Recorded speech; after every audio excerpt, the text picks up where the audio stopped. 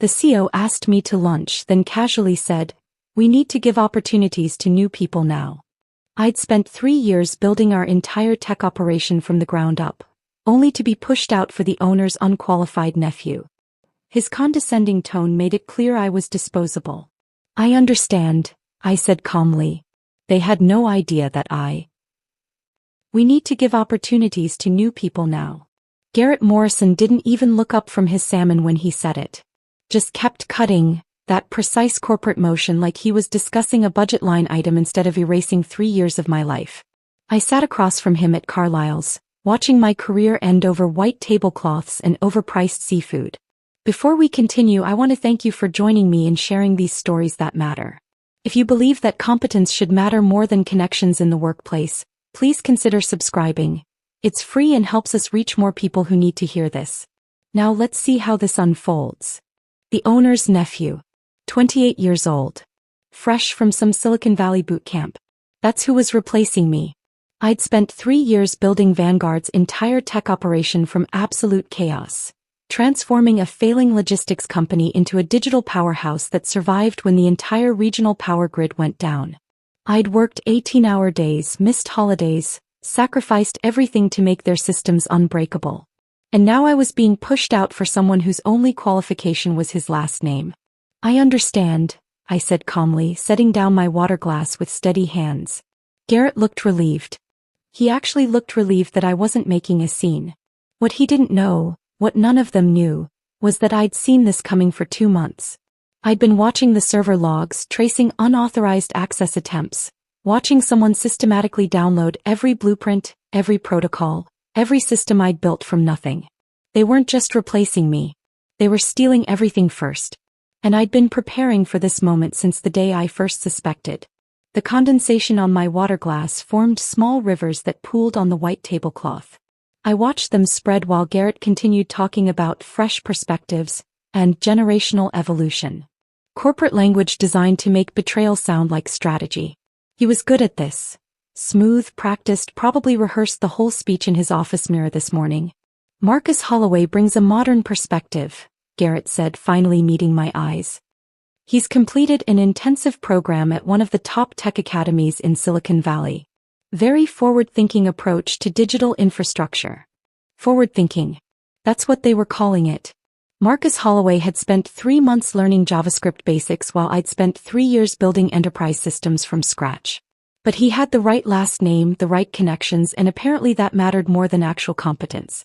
My mind flashed back to 3 years ago. I'd arrived in Boston broken, running from Minneapolis and Ryan and the ruins of a life I'd thought was solid. My ex-fiancé had been secretly planning a move to Seattle, interviewing for jobs, apartment hunting, building an entire future without me. "I need space to grow," he'd said when I found the apartment listings on his laptop. As if I'd been holding him back instead of supporting every ambition he'd ever mentioned. I'd crashed with my college roommate, sleeping on her couch, rebuilding myself one line of code at a time. Vanguard had been desperate when they found me. A ransomware attack had crippled their entire network. Their previous IT director had quit mid-crisis, leaving them completely exposed with no disaster recovery plan, no backup systems, nothing. They were hemorrhaging money, losing shipments, watching clients flee to competitors who could actually track their inventory. I'd walked into technological disaster and seen possibility.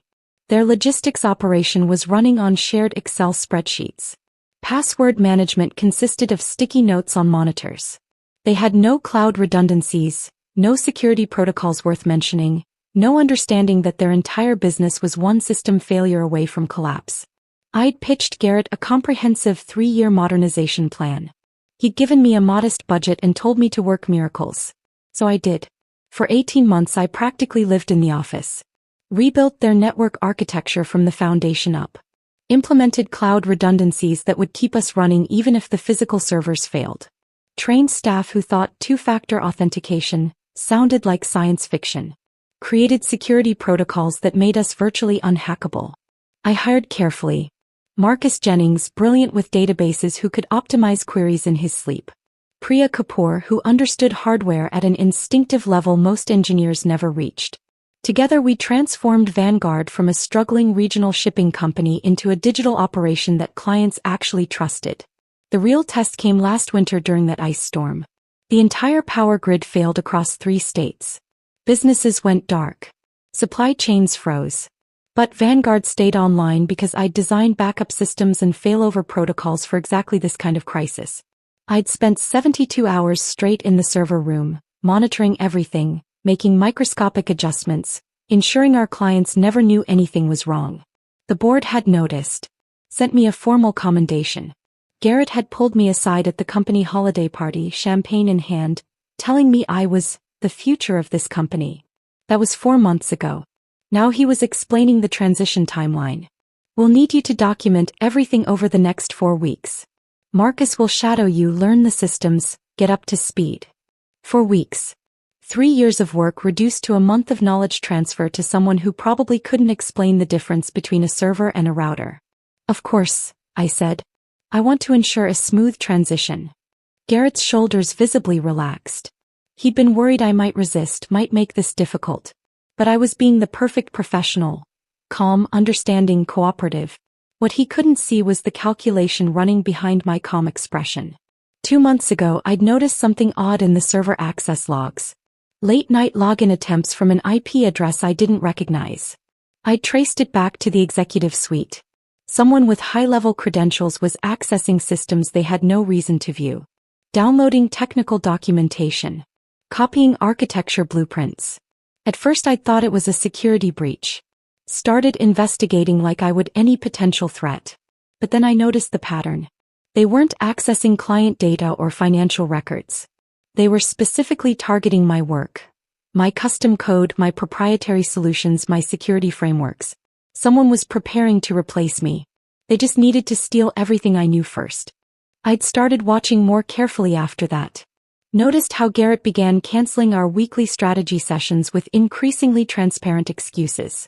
How my access to board meeting agendas mysteriously disappeared from the shared drive. System cleanup, the automated message had said. How a consultant I'd never met showed up asking basic questions about systems I'd designed, claiming senior leadership had authorized his visit. Priya had noticed too. She'd pulled me aside 2 weeks ago, voice low, telling me she'd been invited to planning sessions I knew nothing about. Something feels off, Lil, she'd said. Like they're designing something around you instead of with you. I dismissed her concern then. Still believed that competence mattered more than politics. That building something indispensable made you valued rather than vulnerable. I'd been wrong. Garrett was wrapping up now, signaling for the check. I know this is unexpected, Lillian. But I hope you understand it's not personal. It's just what's best for the company moving forward. Not personal. As if dismantling someone's career could ever be anything but personal. I smiled. Nodded. Shook his hand when he offered it. Warm, slightly damp, held for exactly 2 seconds. Long enough to seem sincere, short enough to avoid real connection. I appreciate you telling me directly, I said. He looked genuinely grateful.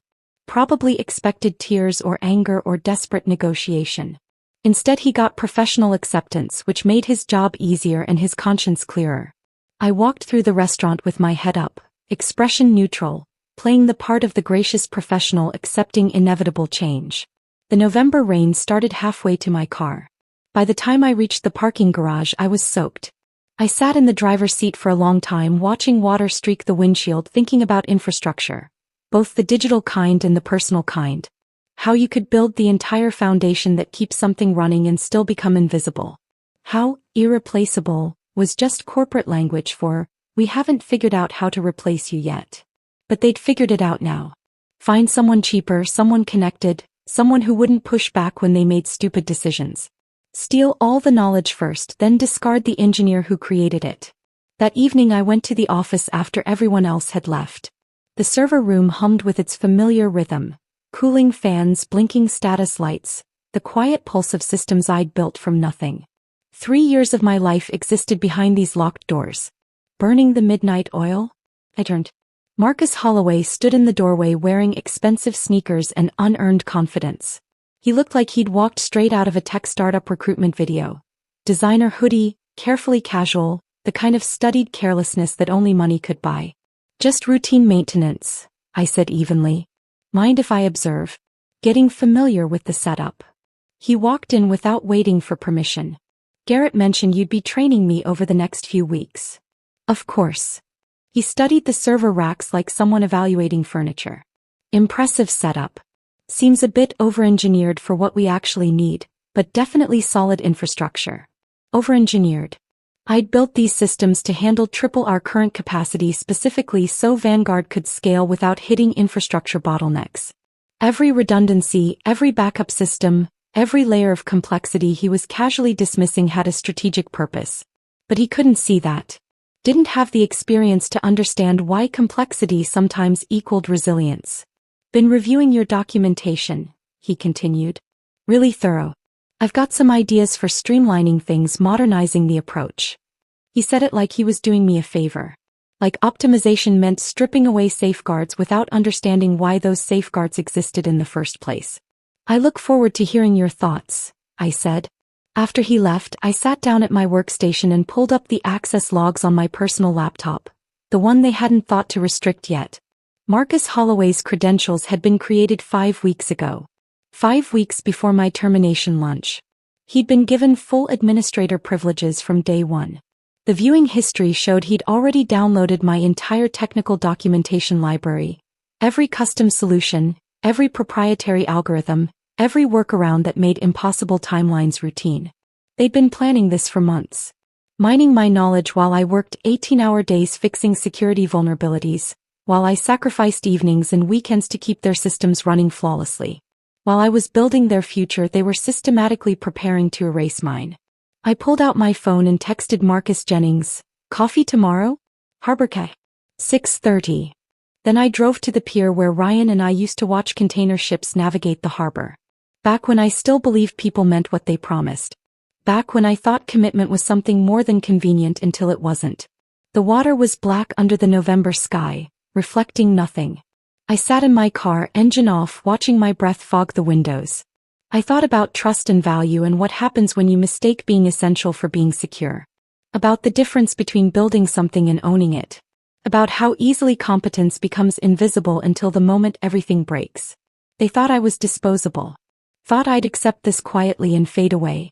They were about to learn how wrong they were.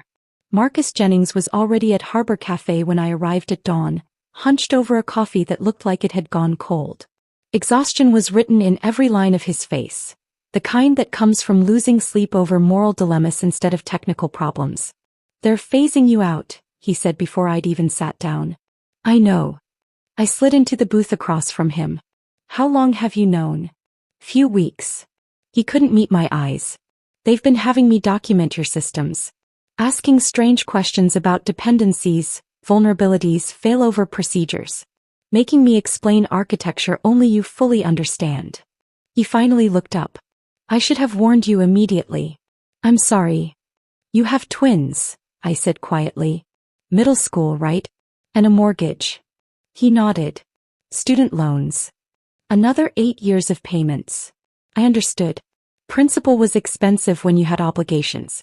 When refusing to cooperate meant risking everything your family depended on. Marcus had made the calculation every parent makes. Protect your own first, even when it means compromising what you know is right. We sat in silence for a moment, watching early morning joggers pass the window, their breath visible in the November cold. A delivery truck rumbled past. The barista called out someone's order. Normal life continuing while mine was being systematically dismantled. I leaned forward. "They think everything's captured in the documentation." Understanding flickered across Marcus's face. "But we both know it's not," I continued quietly. "The proprietary middleware I'd developed independently. The custom integrations that existed nowhere in official code repositories. The monitoring algorithms that only functioned because of invisible architecture they couldn't see or replicate. The patches I'd built during late nights and weekends. Solutions to problems that weren't supposed to be solvable. I'm not sabotaging anything," I said carefully. "But I'm not giving away what belongs to me either." Marcus studied me for a long moment. "Then, what do you need?" "Copies of everything I developed independently. Original code, timestamps, anything that proves ownership separate from Vanguard's standard work product." I paused. "And I need to know who's still with me." He pulled a flash drive from his jacket pocket and slid it across the table. Already done. Everything you asked for. I pulled it last night after everyone left. I looked at the small device. You're risking your job.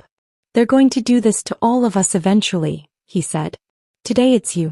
Tomorrow it's me or Priya or anyone who knows too much and costs too much.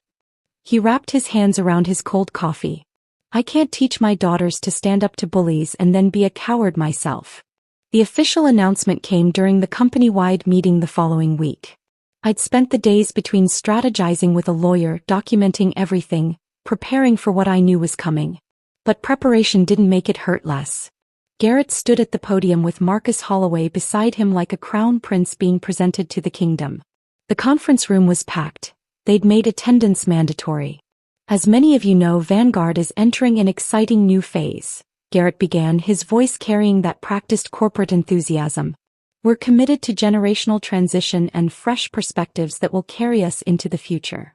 Fresh perspectives. Code for cheaper labor and nepotism. Lillian Thorne has been instrumental in building our technology infrastructure, he continued, carefully not meeting my eyes. We're grateful for her contributions as she helps transition leadership to Marcus over the next 4 weeks. Past tense. I was already gone in his mind. Whispers rippled through the room. Most of my team looked genuinely shocked. They hadn't known. Priya's head snapped toward me from across the conference room, her expression a mixture of disbelief and anger. I gave her the smallest nod. Later, Marcus Holloway stepped forward, all youth and confidence. I'm excited to build on the strong foundation Lillian created, he said, managing to make it sound both complimentary and dismissive. We'll be implementing some modern approaches to streamline operations and position Vanguard for scalable growth. He had no idea what any of those words actually meant in practice. After the meeting, I requested an immediate private conversation with Garrett and Sharon from HR. They tried to put me off, but I stood my ground. We ended up in a small conference room, the three of us around a table that felt like an interrogation setup. Several of the critical systems Marcus will be inheriting were built using my personal development framework, I said without preamble. Created outside standard work hours, based on proprietary code I developed before joining Vanguard. Sharon slid paperwork across the table. She'd been ready for this. Your employment contract is explicit, Lillian. All work product created during your tenure belongs to Vanguard. Not everything, I countered. The CoreSync platform was developed 6 months before I joined this company. I licensed it to Vanguard but retained ownership. It's documented in the original integration agreement from 3 years ago. Garrett shifted in his chair, the first crack in his corporate composure. That was 3 years ago, Lillian. Circumstances have evolved. So has CoreSync, I said, keeping my voice calm and professional. Every update, every enhancement, every integration was built on my original architecture. I'm not being difficult. I'm requesting fair compensation for my intellectual property. Garrett and Sharon exchanged glances, the look of people realizing they'd miscalculated something important. We'll review this, Garrett said finally, his tone suggesting the conversation was over. Meanwhile, please focus on knowledge transfer with Marcus. I recognized that tone. Bureaucratic stalling. They were buying time to build a legal strategy that would bury me in technicalities.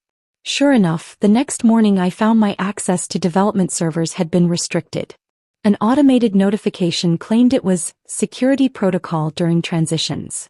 20 minutes later, I discovered Marcus Holloway had called a team meeting without including me. I showed up anyway. He was mid-sentence when I walked in, standing at the whiteboard with a marker, discussing changes to the network architecture. His irritation was visible for just a moment before he masked it with forced politeness. Lillian, great timing. I was just discussing some architectural improvements. Interesting, I said, leaning against the doorframe. Which architecture specifically? The warehouse management system. We're going to simplify the data flow, remove some of the unnecessary complexity. Those data flows prevent inventory discrepancies during peak shipping periods, I said evenly. They're calibrated specifically for our scanning equipment and real-time sync requirements. Marcus's smile tightened. Modern systems don't require such complicated workarounds. They're not workarounds, Priya interjected, her voice sharp. They're necessary adaptations for our specific hardware configuration. Lillian designed them after the system failure in early 2023 that cost us $200,000 in lost shipments and nearly killed the Meridian contract. The room fell silent. Several team members nodded, remembering that disaster. Marcus turned back to the whiteboard, effectively dismissing both of us. Well, I appreciate the context, but we're moving forward with the simplification. That afternoon, I received an email from legal. Subject line: Intellectual Property Clarification. The message asserted Vanguard's complete ownership of all systems, including CoreSync, citing a clause about integrated technologies becoming company property through sustained use and enhancement. They offered me a technology acquisition bonus of $3,000. $3,000. For 3 years of work that had transformed their entire operation. It was an insult disguised as generosity. But the real betrayal came later that evening. Marcus Jennings called while I was driving home. He's doing individual meetings, Marcus said, his voice tight. Marcus Holloway. Scheduled performance discussions with everyone on the team. Not transition meetings, evaluations. He's deciding who to keep. When's yours? Tomorrow morning. Priya's is this afternoon. My hands tightened on the steering wheel. What did he ask her? If your systems were actually necessary or just unnecessarily complex. Whether the team could operate more efficiently with simplified architecture. He's building a case, Lil. Looking for ammunition to justify whatever changes he wants to make. After we hung up, I sat in my apartment going through emails on my personal account, the one Vanguard couldn't monitor. That's when I found it. A message from one of our software vendors, confused about a licensing transfer they'd received from Vanguard. The attached agreement made my blood run cold. Garrett had signed a contract reassigning all my custom integrations to a third-party platform. The company name was vaguely familiar, so I looked it up. A startup founded 18 months ago by 2 MIT graduates. One of them had the same last name as Marcus Holloway. They weren't just removing me.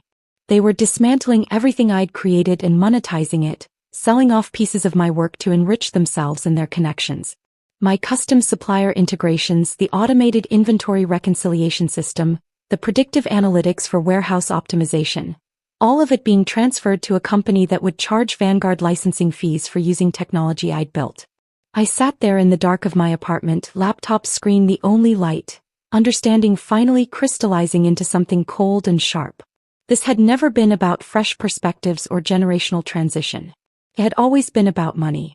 About extracting maximum value from my work while minimizing what they had to pay me for it. They'd planned this for months. Maybe longer.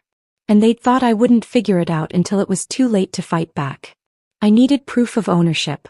Concrete, undeniable evidence that CoreSync belonged to me before Vanguard ever existed. The next morning, I tried accessing the backup servers where I'd stored my original development files. Code I'd written 6 months before joining the company, documentation that proved the timeline of creation. My credentials were denied. I tried again, thinking maybe I'd mistyped the password. Same result. They'd revoked my access to everything. Even the work that legally belonged to me. I sat there staring at the error message, feeling something cold settle in my chest. This wasn't just corporate maneuvering anymore. This was deliberate obstruction. They were trying to make it impossible for me to prove what was mine. That evening, I pulled up an old contact in my phone. Elena Martinez. We'd met at a tech conference in Austin 2 years ago. Ended up having drinks after a panel discussion about intellectual property protection in the digital age. She was a cybersecurity attorney who specialized in cases exactly like mine. Developers whose work got appropriated by the companies they worked for. We'd stayed loosely in touch. Occasional emails about industry news. Congratulations when she won a major case last year. Now I needed her expertise in ways I'd never anticipated. I texted her, need legal advice. Urgent. Can we meet? Her response came within minutes. Tomorrow evening? Brookline. Angelo's on Harvard Street. 7 p.m. Angelo's was perfect. A quiet Italian place far from downtown Boston where Vanguard employees would never think to look. I arrived early, chose a corner booth with a view of the entrance, ordered water I didn't drink. Elena arrived exactly on time, her briefcase suggesting she'd come straight from the office. She slid into the booth, ordered wine, and got straight to business. Tell me everything. So I did.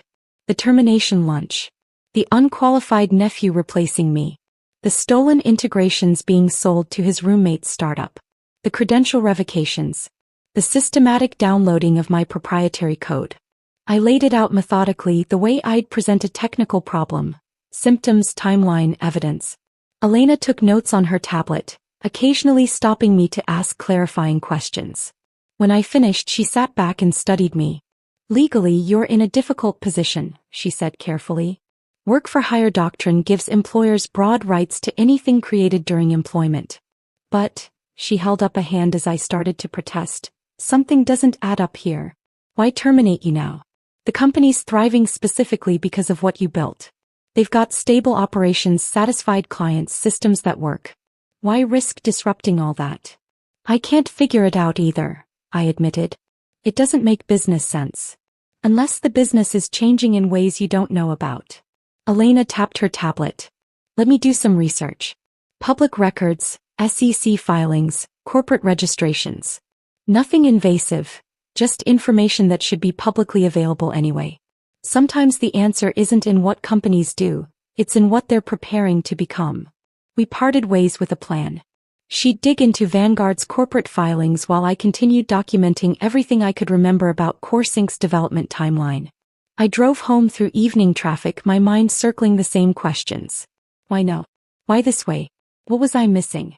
3 days later, my phone rang at midnight. Elena's name on the screen. You need to see this, she said without preamble.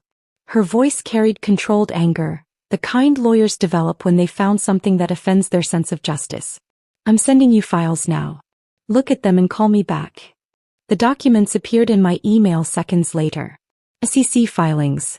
Corporate disclosures. Acquisition agreements in late-stage negotiation. Vanguard was being acquired by Meridian Logistics, a national supply chain corporation worth billions. The deal was contingent on Vanguard demonstrating modernized technical infrastructure and sustainable leadership transition. My hands started shaking as I read further. They're positioning for sale, Elena explained when I called back. Your systems are a major asset in the valuation. The filings specifically reference proprietary logistics management platform with advanced real-time tracking capabilities. That's your CoreSync, Lillian. They're selling your work as their primary asset. But why push me out before the sale?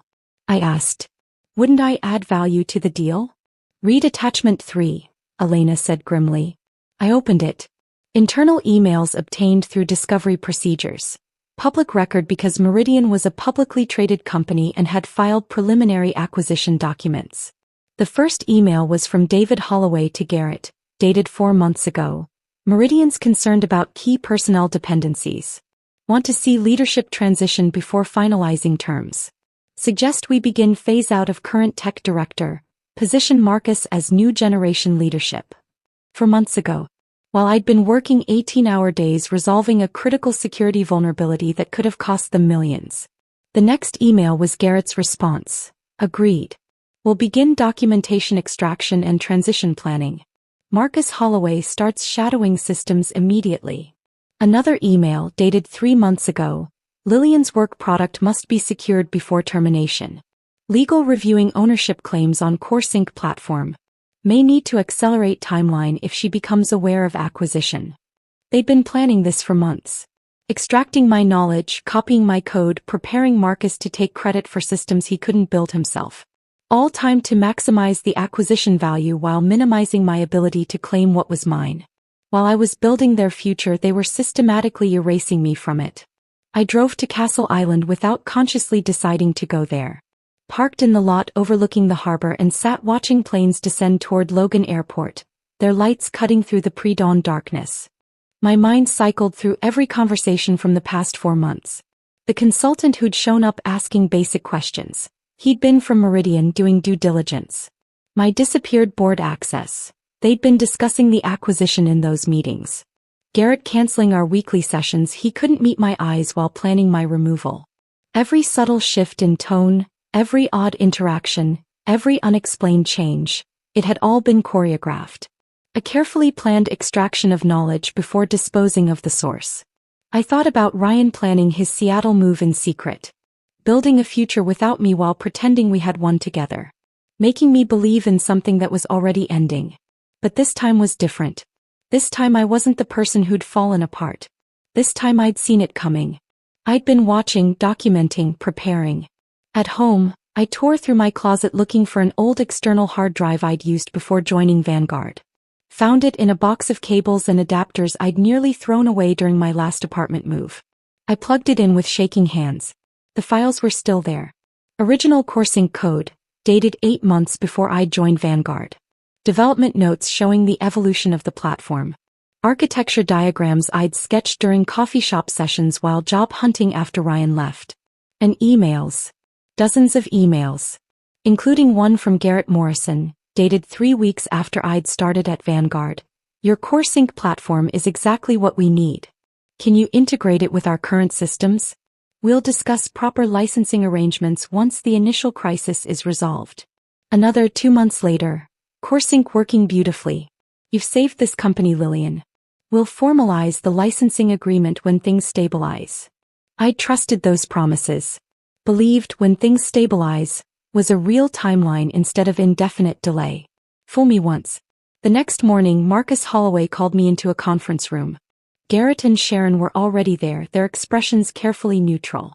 We're accelerating the timeline, Garrett announced without preamble. Your last day will be next Friday. 1 week instead of 4. They were panicking, though I wasn't sure they fully understood why yet. Marcus has demonstrated exceptional capability, Sharon said smoothly. And frankly, Lillian, your attitude hasn't facilitated a productive transition. Classic HR language. Blame the victim. Create documentation justifying the termination in case of legal challenges. Marcus Holloway leaned forward with the confidence of someone who'd never faced real consequences. We'll need all documentation and training completed by Wednesday. I want to ensure continuity for the team. The team he was planning to evaluate and potentially replace. I nodded slowly, then asked with perfect calm, and regarding CoreSync ownership? Have you reviewed the original agreements? Garrett's expression hardened into something almost hostile. Our legal team has determined all integrated systems are company property. The separation package is generous, Lillian. I suggest you accept it. I stood, gathered my things with deliberate slowness. I'll have my attorney review everything, I said quietly. Garrett leaned forward, his voice carrying an edge of warning. Don't complicate this. It won't change the outcome. I met his eyes directly. We'll see. As I walked out, I pulled out my phone and texted Marcus Jennings, Plan B, tonight. His response was immediate. Where and when? They thought they'd won. Thought they'd covered every angle, secured every asset, eliminated every risk. They had no idea what was coming. Marcus Jennings texted back an address. A grocery store parking lot in Newton, far enough from Vanguard territory that we wouldn't be seen. 6 hours later, I pulled into the lot just as dusk was settling over the suburbs. His car was already there, parked near the back by the shopping cart return. I pulled up beside him and he got out, glancing around nervously before approaching my passenger window. I unlocked the door and he slid in, bringing cold air and tension with him. He handed me a flash drive without a word. Everything you asked for, he said quietly. Original code bases with your development signatures. Deployment logs showing implementation dates. Authentication keys. System dependencies. Even the admin backdoors we built for emergency access that aren't documented anywhere official. I turned the small device over in my hand. You could lose everything for this. I know. His jaw was tight. Couldn't sleep last night. Kept thinking about what I'd tell my daughters if they asked me what I did when I saw something wrong happening. You have a family to protect, I said. I understand if. That's exactly why I'm doing this.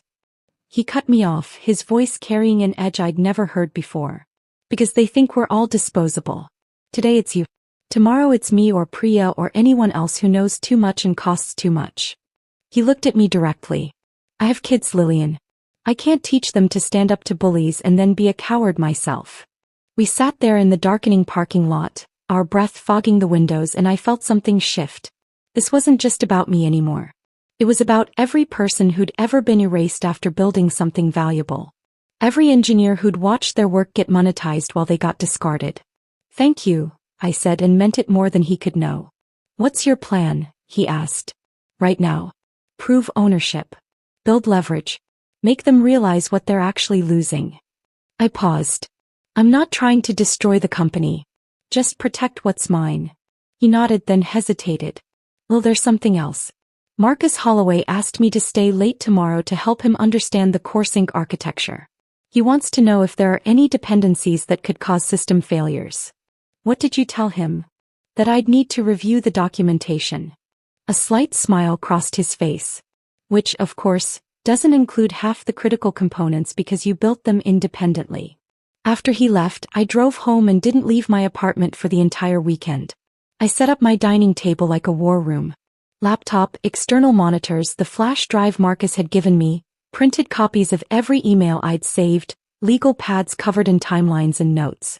Elena came over Saturday morning with coffee and pastries and her own laptop, and we worked through the evidence piece by piece. Start with the original CoreSync code, she instructed.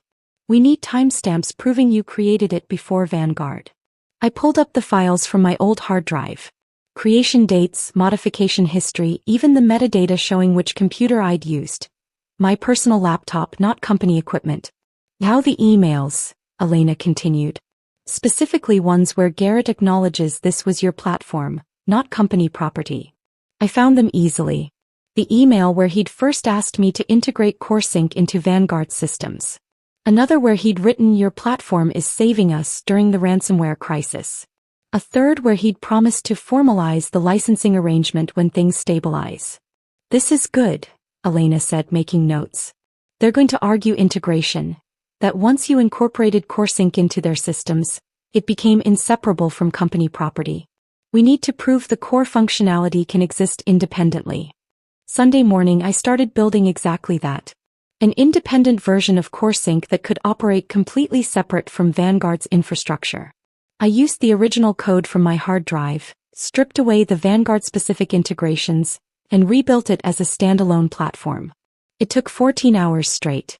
By Sunday evening I had a working prototype that could track inventory, manage logistics, and provide real-time analytics without touching any of Vanguard's systems. Proof that CoreSync existed independently of their infrastructure. Now we need to establish your ownership formally, Elena said, reviewing my work. File provisional patents on the key innovations. Not the whole platform, just the specific technical solutions that make it unique. We identified 3 critical components: the load balancing algorithm that prevented crashes during peak shipping periods, the predictive analytics that anticipated warehouse bottlenecks before they happened, and the mobile interface architecture that worked offline then synced seamlessly when connection was restored. These weren't generic solutions. They were specific innovations I'd created through trial and error, late nights debugging, and deep understanding of logistics operations that you couldn't learn from a boot camp. Elena helped me draft the patent applications while I ate cold pizza and drank my 4th cup of coffee. By midnight Sunday we'd filed provisional patents on all 3 innovations. Now comes the important part, Elena said, closing her laptop. You need a failsafe. Something that protects your work without destroying the company or hurting innocent employees. I'd been thinking about this for days. A licensing requirement. Built into the code itself. Explain. I update CoreSync with digital signature verification. The system checks if it's being run under a valid license from me. If not, it triggers a graceful shutdown with clear instructions for renewing the license. Elena considered this. Timeline. The license expires 9 days from now. 2 days after my official termination date. So if they sign a proper licensing agreement, everything continues working? Exactly. Nothing destructive. Nothing malicious. Just standard software licensing that they should have established 3 years ago. Elena smiled slightly. That's actually brilliant. You're not sabotaging anything, you're just requiring them to pay for what they're using. I spent the rest of the night implementing the changes. Working with the code Marcus Jennings had provided, I carefully updated the authentication protocols. Added the license verification. Set the expiration date. Tested everything multiple times to ensure it would work as intended. A clean shutdown that protected data integrity while making it impossible to continue operations without proper licensing. By 2 a.m. it was done. I transferred all my original code to an encrypted cloud server Elena had helped me set up, completely separate from anything Vanguard could access. Monday morning I arrived at the office early, exhausted but clear-headed. Priya was already at her desk and she looked worse than I felt. Marcus called emergency sessions all weekend, she said quietly as I approached. Tried to reverse engineer your monitoring algorithms. How'd that go? Badly. 4 shipping alerts got missed Saturday morning. We had to ground operations at the Framingham warehouse for 6 hours. She rubbed her eyes. Lost about 60,000 in delayed shipments. 2 clients called demanding explanations. I kept my expression carefully neutral, but internally I was documenting every detail. The systems were already failing without proper understanding. Marcus Holloway's arrogance was costing them real money. That's unfortunate, I said simply. Priya hesitated, glancing around to make sure no one was listening. Well, I think I'm next. Marcus keeps asking if my position is mission critical. Like he's building justification to cut anyone who worked closely with you. I looked at her directly. Do you trust me? He didn't hesitate. Completely. I pulled a sealed envelope from my bag and slid it across her desk. If anything unusual happens this week, anything at all, open this. It explains everything. She took the envelope, held it for a moment, then tucked it carefully into her bag. What are you planning? I'm planning to make sure we all get what we're worth, I said. That afternoon, while Marcus Holloway was in meetings discussing my transition plan, I made the final updates to CoreSync's licensing protocol. The changes were subtle, buried deep in authentication routines that no one would think to examine unless they knew exactly what to look for. The license would expire in exactly 9 days. And when it did, every instance of CoreSync across all of Vanguard's operations would display a simple message. License expired. Contact developer to renew service. Nothing malicious. Nothing destructive. Just the natural consequence of using something that didn't belong to them without permission from the person who created it. I saved the changes, encrypted the backup and logged out. For the first time in weeks I felt something close to calm. They thought they'd covered every angle. Thought they'd secured every asset and eliminated every threat. They were about to learn how wrong they were. Thursday morning, Marcus Holloway appeared at my desk without warning. Can I see you in my office? It wasn't really a question. I followed him down the hallway, past cubicles where my former team carefully avoided making eye contact. His office, formerly a storage room before they'd cleared it out for him, still smelled like cardboard and old carpet. He closed the door and gestured to a chair. I remained standing. Some team members mentioned you've been acting unusual this week, he said, trying to sound casual, but his voice carried an edge of uncertainty. Anything I should know about? I gave him my calmest smile, the one I'd perfected over 3 years of dealing with executives who consistently underestimated me. Just ensuring everything's properly documented. You'll want comprehensive records for the transition. He studied me with belated suspicion, like someone who just realized they might have missed something important but couldn't quite identify what. His fingers drummed on the desk. A nervous tell. We're changing all system credentials tomorrow after you leave, he said, trying to inject authority into his tone. Standard security protocol. Makes sense, I replied with a nod. So there won't be any issues? With access or functionality? It won't affect CoreSync's core functionality, I said evenly. He leaned forward. Meaning what exactly? I kept my voice professionally neutral, helpful even. Just that the platform is designed to operate independently of admin credentials. That's part of the elegance of the architecture. No single point of failure. You can change passwords all day and the core systems will continue functioning. Marcus chose to interpret this as reassurance rather than the carefully worded truth it actually was. His shoulders relaxed slightly. Great, he said, already moving papers around on his desk in dismissal. HR will handle your exit paperwork tomorrow morning. 9 am. That evening I texted Marcus Jennings and Priya. Drinks? Cambridge. The Plough and Stars. 7. The bar was perfect. Dim lighting far enough from Vanguard territory that we'd never see anyone from the office. I arrived first, chose a corner table with a view of the entrance. Ordered a beer I had no intention of drinking. Marcus arrived next, looking worn down in a way that had nothing to do with physical exhaustion.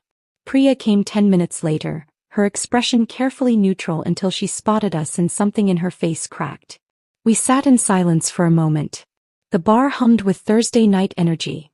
College students, young professionals, people whose jobs weren't imploding around them. My wife asked what was wrong last night, Marcus finally said, staring at his beer. I told her about everything. About you, about what they're doing. What did she say? Priya asked. She said good people don't let good people get destroyed without fighting back. He looked up at me. Then she asked what I was doing about it. Priya nodded slowly. My daughter asked why I seemed sad lately. She's 15, notices everything. I told her someone at work was being treated unfairly. She paused. She said, so why aren't you doing something about it? The silence stretched between us, heavy with implications. Whatever happens next week, I said carefully, I want you both to know you don't owe me anything. You have families, careers, futures to protect. I never asked you to risk any of that. Marcus shook his head. We're not protecting you, Lil. We're protecting the idea that people who build things should own what they create. That competence should matter more than connections. And we're protecting ourselves, Priya added quietly. Because if they can do this to you, someone who literally saved the company, they can do it to anyone. We're all disposable to them. We talked for another hour, carefully avoiding specifics, never explicitly discussing what might happen but understanding passing between us in the spaces between words. When we finally left, Marcus pulled me aside in the parking lot. The system audit they're running tomorrow, he said quietly. They're looking for backdoors, anything they think you might have left that could give you access after termination. Will they find anything? Not what they're looking for. A slight smile crossed his face. Because you didn't leave backdoors. You just never gave them the whole picture to begin with. Friday morning arrived with gray skies and temperatures that promised winter was done being polite about its arrival. I dressed carefully, professional but not corporate, someone leaving on her own terms rather than being pushed out. The HR meeting was exactly as soulless as I'd expected. Sharon from HR slid paperwork across the table with practiced efficiency. Termination acknowledgement, non-disclosure agreement, liability waivers that tried to prevent me from ever speaking about my departure. Elena Martinez already reviewed these, I said, pulling out my own copies with her annotations in red ink. I'll sign the termination acknowledgement. The NDA is acceptable with the modifications noted. I won't sign the additional liability waivers. They're overly broad and not part of my original employment contract. Sharon's pleasant expression faltered. These are standard. They're not standard and they're not enforceable. My attorney was very clear about that. We went back and forth for 20 minutes before Sharon finally agreed to remove the additional waivers. I signed what was necessary, declined what wasn't, and handed back the pen. Your access badge? Sharon prompted. I slid it across the table. 3 years reduced to a piece of plastic with an increasingly outdated photo. Marcus Holloway organized a farewell lunch, Sharon continued. 1 o'clock at. I'll pass but thank you. Her lips tightened. It would be good for team morale. Show there are no hard feelings. I'm sure Marcus can handle team morale without me. I walked out of HR, down the hallway past the conference room where I'd presented my 3-year modernization plan, past the server room where I'd spent countless late nights, past the break room where the team used to gather to celebrate project completions. My car was parked in visitor parking now. They'd revoked my assigned spot 2 days ago. As I reached it, my phone rang. Marcus Jennings. It's done, he said without preamble. His voice was tense, almost breathless. Marcus just reset all the admin passwords. Changed every credential in the system. They're running a complete audit this afternoon, going through every line of access logs, looking for anything they think you might have left behind. I leaned against my car, feeling the cold metal through my jacket. The November wind cut across the parking lot. Thanks for letting me know, I said, keeping my voice steady even though my heart was racing. What happens now? He asked, and the question carried weight beyond mere curiosity. It was really asking, did we do enough? Is this going to work? What comes next? Now we wait, I told him. Now we see if they're smart enough to realize what they actually lost. I spent the weekend doing deliberately, aggressively normal things. Grocery shopping on Saturday morning, pushing a cart through aisles while other shoppers complained about produce prices and debated between pasta brands. Laundry in the basement of my apartment building, folding clothes while a neighbor's kid ran circles around the dryers. Reading a mystery novel I'd been meaning to finish for 3 months, finally getting through it in one sitting. Sunday afternoon I called my mother in Minneapolis.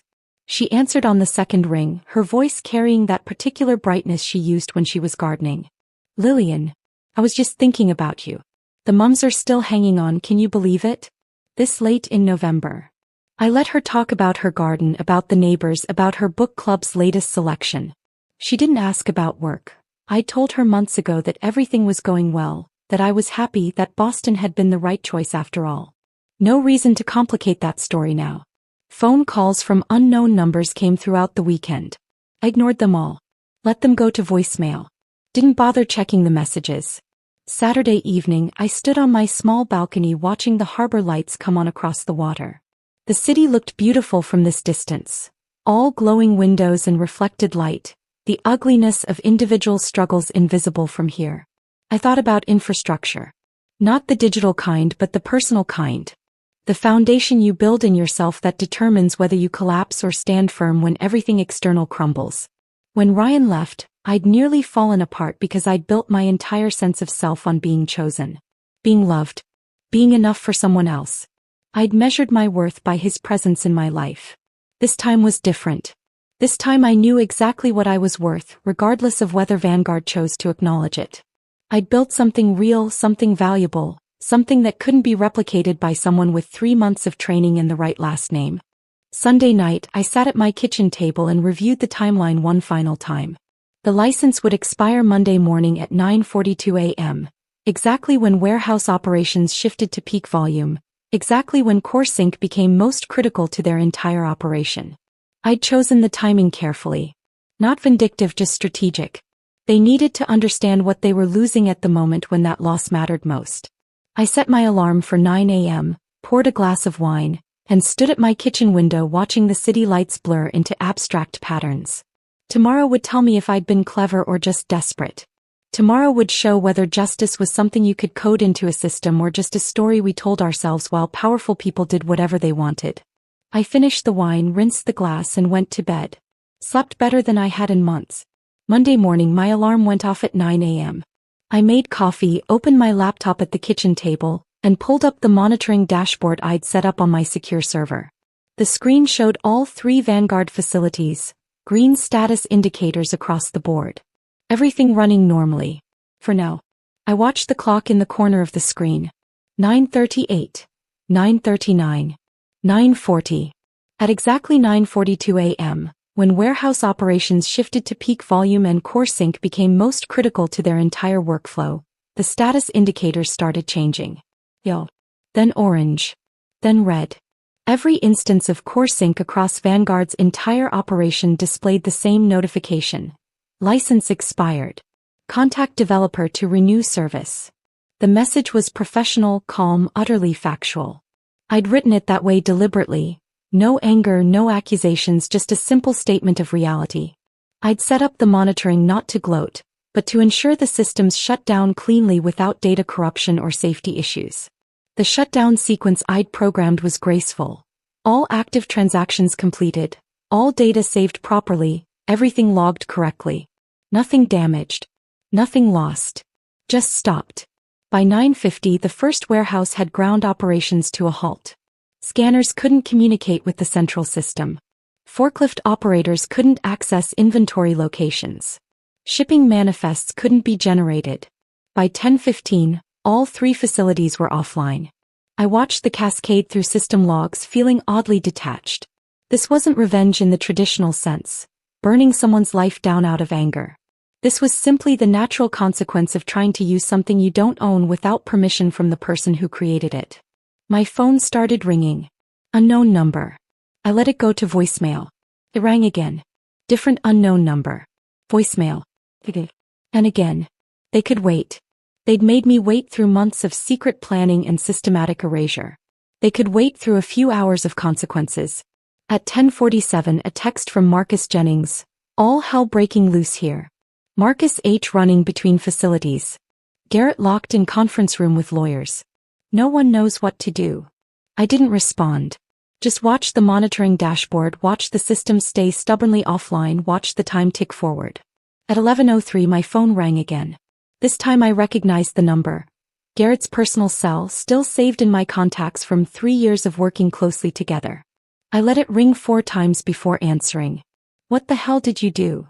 His voice carried panic barely masked by attempted authority.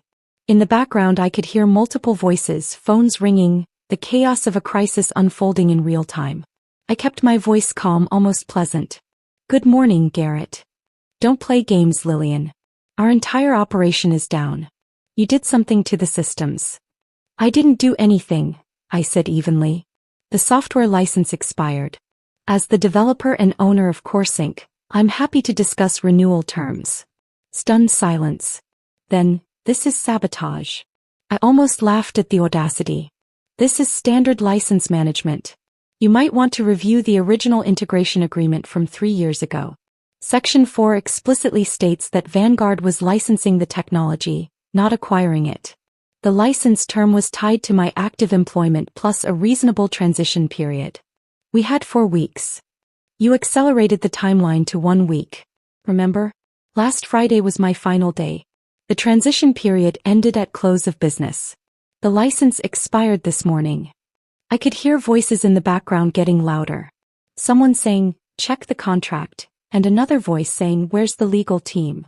I've sent a licensing proposal to your legal department, I continued. The terms are straightforward.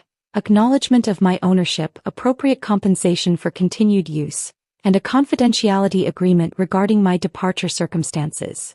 Garrett's voice went cold. This is extortion. I let the silence hang for a moment before responding. This is business, Garrett.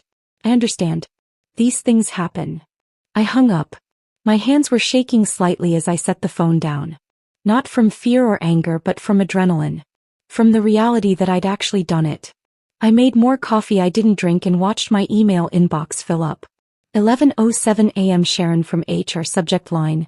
Urgent system access issue. 11:14 a.m. David Holloway himself. Need to discuss CoreSync situation immediately.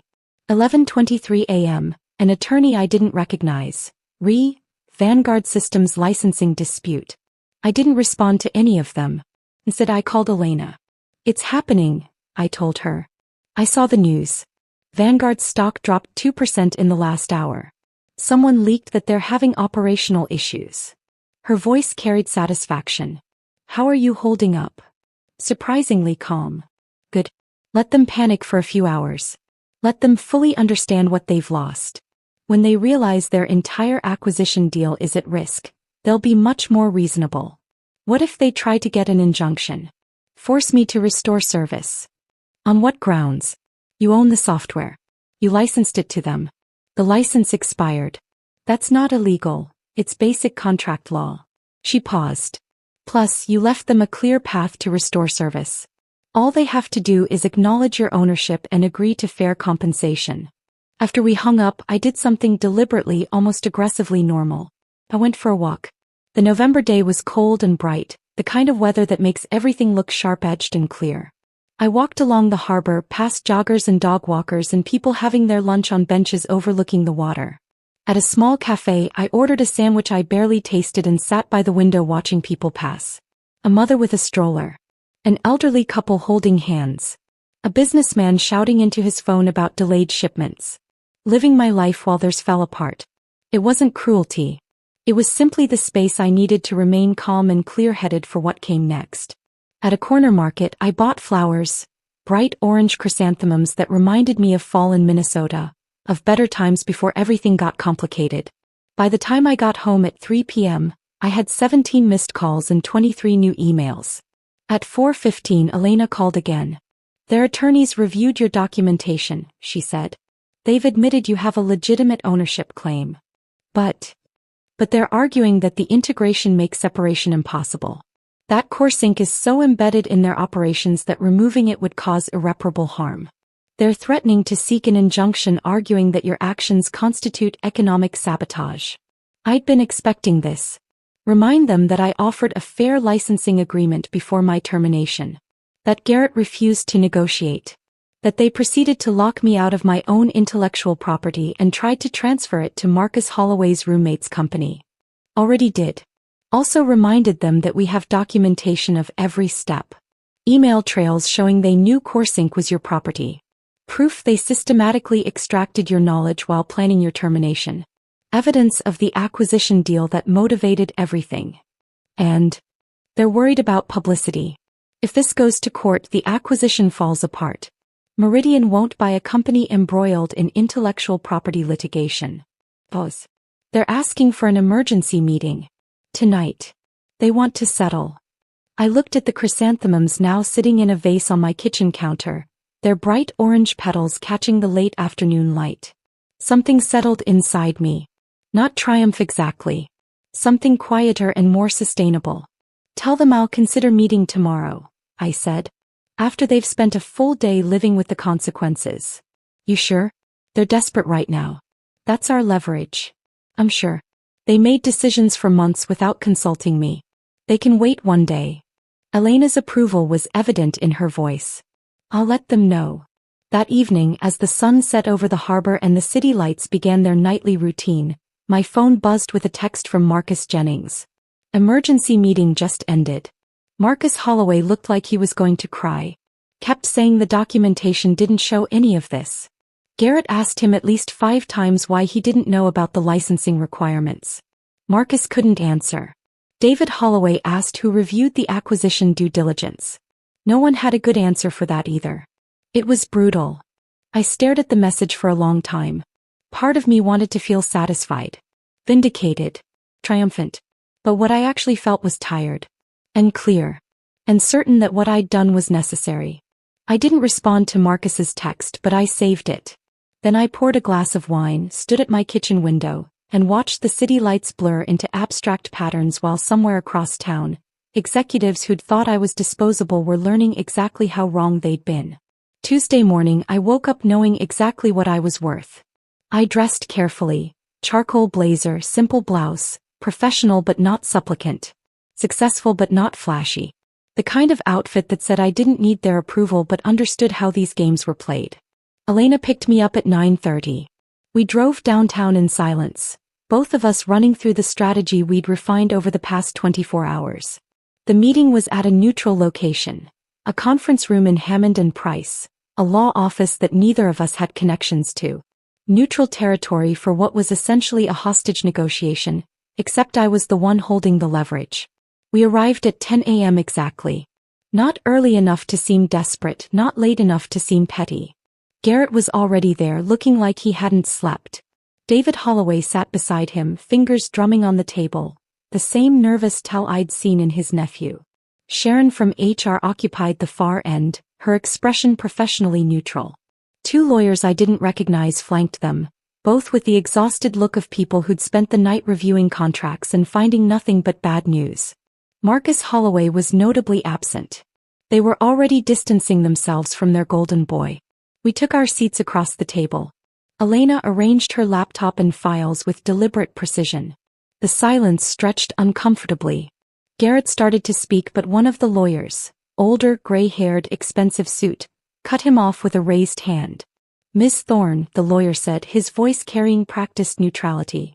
We acknowledge there may have been some misunderstanding regarding the ownership structure of the CoreSync platform. Elena didn't let that stand for even a second. There was no misunderstanding, she said crisply. There was a deliberate attempt to appropriate my client's intellectual property without compensation. We have documentation proving ownership, emails acknowledging the licensing arrangement, and evidence of systematic extraction of proprietary information. She opened her laptop and turned it so they could see the screen. Timeline of events, email chains, access logs. What we have here is not a misunderstanding, Elena continued. It's theft. The word hung in the air like smoke. David Holloway shifted uncomfortably in his seat. He was the majority shareholder, the one whose nephew had triggered this entire disaster. I watched him calculate in real time how much this was going to cost. Not just in money but in reputation, in the acquisition deal that was supposed to set him up for a comfortable retirement. Let's not use inflammatory language, the gray-haired lawyer said. Let's use accurate language, Elena countered. She pulled up another document. My client developed CoreSync 6 months before joining Vanguard. She licensed it to the company with explicit retention of ownership rights. This was acknowledged by Mr. Morrison in multiple emails. She gestured to the screen. These emails where he refers to licensing Lillian's platform and promises to formalize arrangements once things stabilize. Garrett's jaw tightened, but he said nothing. The negotiation took 4 hours. They tried everything. The younger lawyer argued that work-for-hire doctrine superseded the licensing agreement. Elena produced the employment contract with its carve-out clause for pre-existing intellectual property. Sharon suggested that the integration of CoreSync into Vanguard's systems created shared ownership. Elena showed timestamps proving the core functionality existed independently, demonstrated with the standalone version I'd built over the weekend.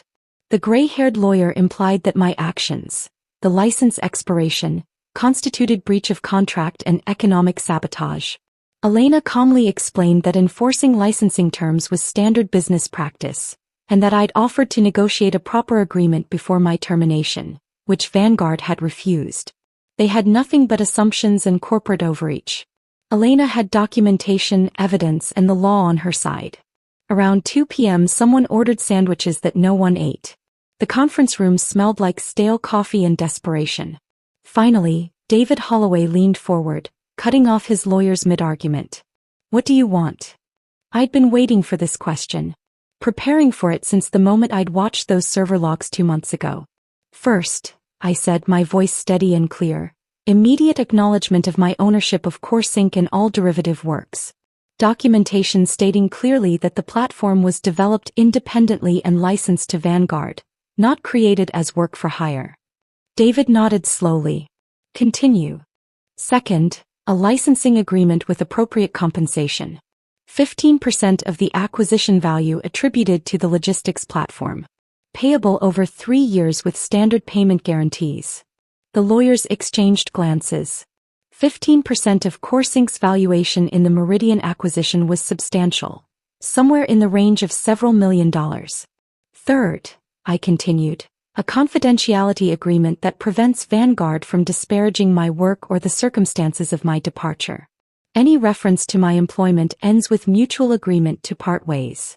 And fourth, Garrett's voice was tight, restoration of my professional reputation. A formal statement from Vanguard acknowledging my contributions to the company's technical infrastructure and expressing gratitude for my service. Silence around the table. Then Elena added quietly, the alternative is litigation that will take years, cost millions in legal fees, and almost certainly kill your acquisition deal. Meridian won't wait while you sort out disputed intellectual property ownership. And given the documentation we have, publicity around this case won't reflect well on Vanguard's business practices. David Holloway's face had gone pale. We need to discuss this privately. Of course, Elena said. They filed out. Elena and I moved to a different conference room down the hall. Someone brought fresh coffee that went cold while we waited. How are you feeling? Elena asked after 20 minutes of silence. Tired, I admitted. But clear. They're going to agree. They have no choice. I know. 45 minutes later they returned. Garrett spoke first and I could see how much the words cost him. We agree to your terms. David Holloway added quickly, with one addition. We need you available as a consultant during the transition. To ensure system stability and support the integration with Meridian. I looked at Elena. We'd anticipated this request. Consulting rate is triple my previous salary, I said. And I work on my own schedule, reporting to Meridian's chief technology officer, not to Vanguard management. David's eyes widened slightly at the rate, but he nodded. Agreed. The lawyers pulled out laptops and started drafting documentation immediately. It took another 2 hours to finalize everything, every clause reviewed and negotiated, every term precisely defined. I read every word carefully before signing. Elena reviewed it twice. When the last signature was in place, Garrett stood and extended his hand. I looked at it for a moment before shaking it. His palm was damp. You planned this all along, didn't you? He said quietly as we gathered our things. The license expiration time to your departure? I met his eyes directly. I planned to protect what was mine. You planned to steal it. One of us succeeded. He looked away first. As Elena and I walked down the hallway toward the elevators, I saw Marcus Holloway standing near the windows, phone pressed to his ear, his voice urgent and strained. He looked up as we passed. The phone dropped slightly from his ear. Our eyes met for just a moment. I didn't smile. Didn't gloat. Just gave him a slight nod and kept walking. Let him live with the knowledge that his arrogance had cost his family's company millions. That the easy job he'd been handed had turned into a disaster because he'd underestimated someone he'd never bothered to understand. Outside, the November air was cold and sharp. Elena and I stood on the sidewalk for a moment, not speaking. You did it, she finally said. We did it, I corrected. She smiled. Drinks tonight? We should celebrate. Tomorrow, I said. Tonight I just want to go home and sleep. But there was one more meeting first. 4 days later I sat in a very different conference room. Meridian Logistics' downtown office was all glass and steel and expensive minimalism. Cassandra Wells, their chief technology officer, was in her 50s with sharp eyes and a no-nonsense demeanor that reminded me of my favorite engineering professor in college. He got straight to the point. We're proceeding with the Vanguard acquisition, she said, sliding a contract across the table. But we want you leading the technical integration as an independent consultant. Not an employee. Not tied to Vanguard's management structure. You report directly to me. I reviewed the contract. The compensation was 3 times my previous Vanguard salary. Complete autonomy over schedule and methodology. Defined scope that protected me from overreach. What about Marcus Holloway? I asked. Cassandra's expression cooled noticeably. Mr. Holloway will be pursuing other opportunities. His technical assessments during our due diligence were optimistic at best. He assured his uncle that the transition would be seamless. He paused meaningfully. Obviously it wasn't. She leaned back in her chair. Between us, this acquisition nearly fell apart. If you hadn't been willing to negotiate, we would have walked away. Vanguard doesn't seem to understand that they bet their entire future on systems you built. Systems that apparently can't function without you.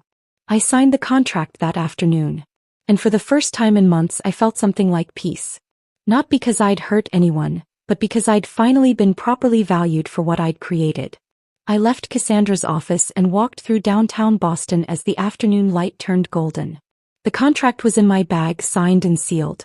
The peace I felt wasn't triumph. It was something quieter. Resolution maybe. Or just the simple satisfaction of being properly valued. 3 weeks later, my phone rang while I was reviewing system architecture plans for the Meridian integration. Marcus Jennings. Marcus Holloway is gone, he said without preamble. I set down my coffee. When? They announced it this morning. Official line is, pursuing other opportunities. He paused. Want to know what actually happened? Tell me. 2 major clients threatened to terminate their contracts after repeated system failures. The logistics platform crashed twice last week during peak shipping periods. Packages lost, delivery windows missed, inventory counts completely wrong. His voice carried an edge of dark satisfaction. Meridian sent in their own tech team to assess the damage. Found out Marcus had been trying to streamline your architecture. Removed what he called redundant protocols. The load balancing algorithms, I said quietly. And the failover systems. And half the error checking. Basically everything that kept the platform stable under pressure. Marcus let out a long breath. He didn't understand why the complexity existed. Thought he was optimizing when he was actually dismantling the only things keeping everything from collapsing. I should have felt vindicated. Should have felt satisfaction that his arrogance had caught up with him. Instead I just felt tired. Marcus Holloway was a symptom, I said. Not the disease. What do you mean?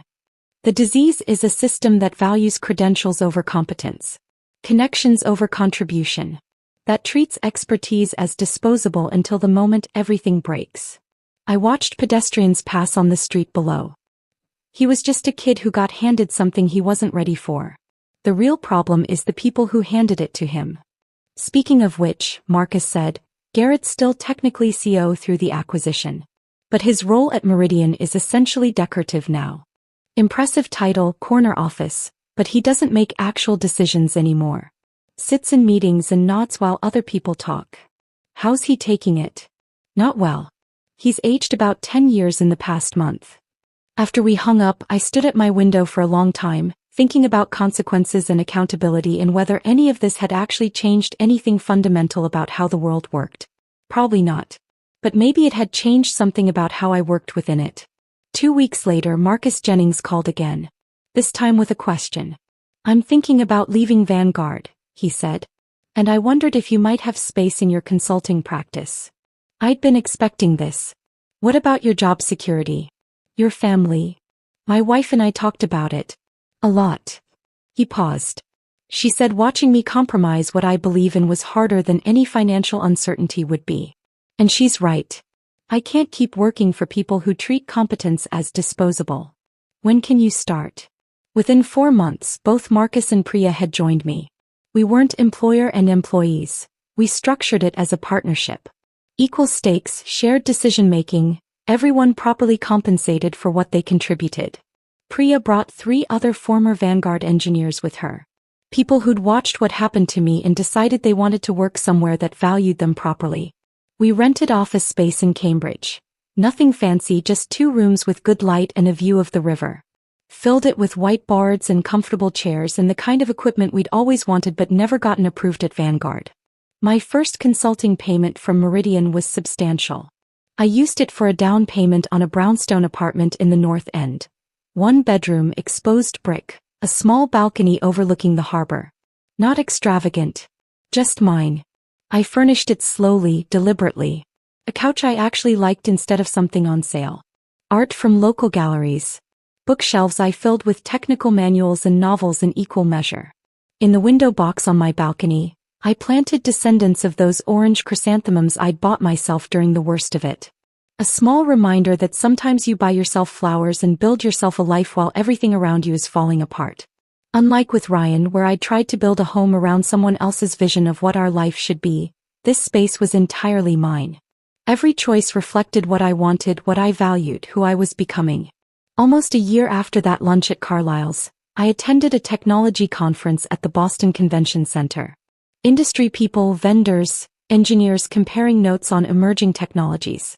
I was standing in the reception hall during a break when I saw him. Garrett Morrison across the room near the windows. He looked older. The past year hadn't been kind. His suit was expensive but hung differently on him, like he'd lost weight. The confidence I remembered had been replaced by something more cautious. He started to turn away when he spotted me. Then stopped. Seemed to make a decision. Approached my table. Lillian. Garrett. He stood there awkwardly for a moment. You won. I looked at him, really looked. The exhaustion around his eyes. The defeat in his posture. The way his hands fidgeted with his conference badge. He'd aged years and months. It wasn't about winning, I said finally. It was about knowing what I'm worth. He nodded slowly. I should have seen that. Should have valued it. He glanced out the window at the city skyline. We destroyed something good because David wanted to give his nephew a chance and I was too focused on the acquisition to push back on bad judgment. It wasn't quite an apology, but it was closer than I'd expected. You made choices, I said quietly. We all did. Yeah. He looked back at me. For what it's worth, I'm sorry. Not for the acquisition. That was always going to happen. But for how we handled it. For not being honest with you. For treating you like you were disposable when you'd built everything that mattered. Thank you for saying that. He nodded once more, then walked away. I stayed there for a long time watching the city lights come on across the harbor, thinking about systems. The ones we build, the ones we break, and the ones that ultimately define who we are. 6 months after that encounter, my consulting firm had expanded to 15 people. We operated differently than most tech companies. No venture capital, no pressure to grow faster than made sense. We were selective about clients, turning down projects that wanted to extract our expertise without properly compensating us. We only accepted contracts where we maintained ownership of our innovations, where we got fair recognition, where the terms respected what we brought to the table. Marcus Jennings's daughters visited the office one afternoon after school. They were 12 now, identical twins who looked around our workspace with wide eyes. The younger one, Sarah, approached me while her dad was showing her sister the server setup. "Is this the place my dad talks about?" she asked. "Where people treat each other right?" I looked at her earnest expression, at the hope in the question. "Yes," I said. "This is that place." "Cool." She paused. "He says you taught him it's okay to stand up for what's right even when it's scary." Across the room, Marcus's eyes had gotten bright. He looked away quickly, but I'd seen it. We weren't changing the whole industry. We were too small for that, too new, too focused on sustainable growth instead of explosive scaling. But we were proving something important. That competence has value. That creators deserve ownership. That you can build success without treating people as disposable parts in someone else's machine. Sometimes the best revenge isn't destruction. It's building something they can't function without, then making them acknowledge they needed you all along. I thought about that lunch at Carlisle's. Garrett's casual dismissal. My own calm acceptance that hid months of careful preparation. They thought I was disposable. They learned otherwise. And in learning that lesson, they taught me something too. I'm not just worth what others decide to pay me. I'm worth what I know I created. What I can build. What I bring to any table I choose to sit at. That knowledge, more than any contract, more than any settlement, more than any revenge, is what I built from the ruins. On Friday evenings now, I stand on my balcony watching the sun set over the harbor. The chrysanthemums bloom orange against the railing. The city spreads out below, full of people building and breaking and rebuilding their lives. I pour wine. Watch the light change. Think about infrastructure and resilience and the foundations that matter. And I know with absolute certainty exactly what I'm worth. Not because someone finally acknowledged it, but because I never forgot it in the first place. If this story of calculated justice had you hooked from start to finish, hit that like button right now. My favorite part was when that license expired at exactly 9:42 a.m. and Lillian watched their entire operation crash in real time. What was your favorite moment? Drop it in the comments below. Don't miss more powerful stories like this. Subscribe and hit that notification bell so you never miss an